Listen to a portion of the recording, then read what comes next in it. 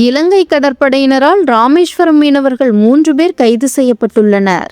ராமேஸ்வரம் அருகே மண்டபம் மீன்பிடி துறைமுகத்திலிருந்து கடந்த சனிக்கிழமை 100க்கும் மேற்பட்ட விசைப்படகுகளில் 300க்கும் மேற்பட்ட மீனவர்கள் கடலுக்கு சென்றனர்.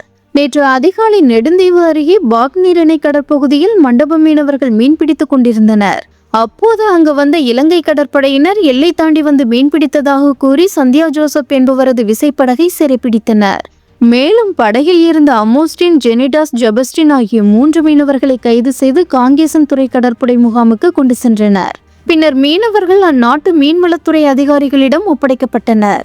தொடர்ந்து எல்லை தாண்டி மீன்பிடித்தல், தடை செய்யப்பட்ட வலைகளை பயன்படுத்துதல் உள்ளிட்ட பிரிவுகளின் கீழ் மீனவர்கள் மீது குற்றப்பத்திரிகை தாக்கல் செய்து ஊர்காவல்துறை நீதிமன்றத்தில் ஆஜர்படுத்தினர். இவ்வழக்கை விசாரித்த நீதிபதி 3 பேரையும் ஜனவரி 7ஆம் தேதி வரை நீதிமன்ற காவலில் வைக்க உத்தரவிட்டார். இந்த நிலையில் தமிழக முதல்வர் மு.க.ஸ்டாலின் மத்திய வெளியுறவுத்துறை அமைச்சர் எஸ். ஜெயசங்கருக்கு கடிதம் எழுதியுள்ளார். அத்தகைய கடிதத்தில் முதலமைச்சர் மு.க.ஸ்டாலின் கூறியிருப்பதாவது: ராமநாதபுரம் மீனவர்கள் 3 பேரை இலங்கை கடற்படையினர் கைது செய்துள்ளனர். தமிழக மீனவர்கள் கைது செய்யப்பட்டு அவர்களுடைய படகுகள் இலங்கை அதிகாரிகளால் சிறைப்பிடிக்கப்படுவது தொடர்வதால் மீனவர்களின் வாழ்வாதாரம் கடுமையாக பாதிக்கப்பட்டுள்ளது. எனவே இதுபோன்ற கைது சம்பவங்கள் நிகழாமல் தடுக்கவும் இலங்கையில் காவலில் உள்ள அனைத்து மீனவர்களையும் அவர்களது மீன்பிடி படகுகளையும் விரைவாக விடுவிக்கவும் உரிய தூதரக வழிகளை உடனடியாக மேற்கொள்ள வேண்டும் என்று முதல்வர் மு.க.ஸ்டாலின் கடிதத்தில் வலியுறுத்தியுள்ளார்.